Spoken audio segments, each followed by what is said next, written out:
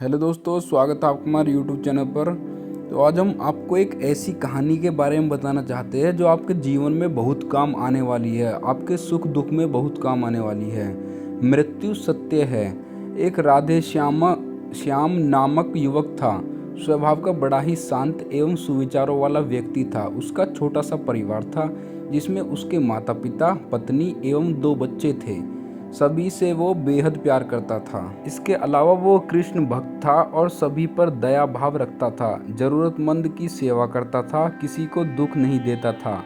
उसके इन्हीं गुणों के कारण श्री कृष्ण उससे बहुत प्रसन्न थे और सदैव उसके साथ रहते थे। और राधेश्याम अपने कृष्ण को देख भी सकता था और बातें भी करता था। इसके बावजूद उसने कभी ईश्वर से कुछ नहीं मांगा। वह बहुत खुश रहता था क्योंकि ईश्वर हमेशा उसके साथ रहते थे, उसे मार्गदर्शन देते थे। राधेश्याम भी कृष्ण को अपने मित्र की तरह ही पुकारता था और उनसे अपने विचारों को बांटता था। एक दिन राधेश्याम के पिता की तबीयत अचानक खराब हो गई। उन्हें अस्पताल में भर्ती किया गया। उसने सभी डॉक्टरों के हाथ जोड़े, अपने पिता को बचाने की मिन्नतें की, लेकिन सभी ने उससे कहा कि वो ज़्यादा उम्मीद नहीं दे सकते और सभी ने उसे भगवान पर भरोसा रखने को कहा। तभी राधेश्याम को कृष्ण का ख्याल आया और उसने अपने कृष्ण को पुकारा। कृष्ण दौड़े चले आए। राधेश्याम ने कहा, मित्र तुम तो भगवान हो, मेरे पिता को बचा लो।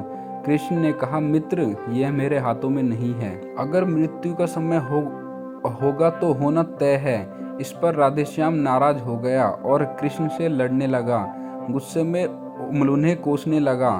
भगवान ने भी उसे बहुत समझाया पर उसने एक ना सुनी। तब भगवान कृष्ण ने उससे कहा, मित्र मैं तुम्हारी मदद कर सकता हूँ, लेकिन इसके लिए तुम्हें एक कार्य करना होगा। राधेश्याम ने तुरंत पूछा, कैसा कार्य? कृष्ण ने कहा, तुम्हें किसी एक घर से मुट्ठी भर ज्वार लानी होगी और ध्यान रखना होगा कि उस परिवार में कभी किसी की मृत्यु न हुई हो। राधेश्याम झट से हाँ बोलकर तलाश में निकल गया। उसने कई दरवाजे खटखटाए। हर घर में ज्वार तो होती, लेकिन ऐसा कोई नहीं होता जिनके परिवार में किसी की मृत्यु ना हुई हो। किसी का पिता, किसी का दादा, किसी का भाई, किसी की माँ, किसी की काकी या बहन। 2 दिन तक भटकने के बाद भी राधेश्याम को एक भी घर नहीं मिला। तब उसे इस बात का एहसास हुआ कि मृत्यु एक अटल सत्य है। इसका सामना सभी को करना होता है, इससे कोई नहीं भाग सकता। और वो अपने व्यवहार के लिए कृष्ण से क्षमा मांगता है और निर्णय लेता है जब तक उसके पिता जीवित है उनकी सेवा करेगा। थोड़े दिनों बाद राधेश्याम के पिता स्वर्ग सिधार जाते हैं। उसे दुख तो होता है, लेकिन ईश्वर की दी उस सीख के कारण उसका मन शांत रहता है। दोस्तों, इसी प्रकार हम सभी को इस सच को स्वीकार करना चाहिए कि मृत्यु एक अटल सत्य है। उसे नकारना मूर्खता है।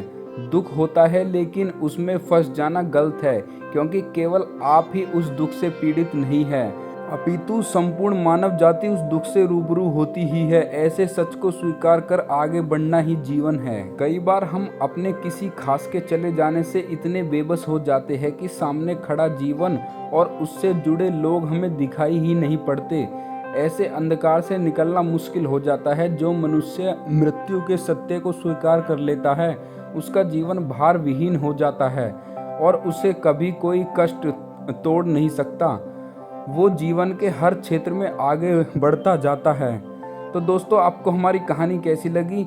अगर आपको हमारी कहानी अच्छी लगी हो तो वीडियो को लाइक करना, और अगर आप चैनल पे नए हो तो चैनल को सब्सक्राइब ज़रूर करना। धन्यवाद।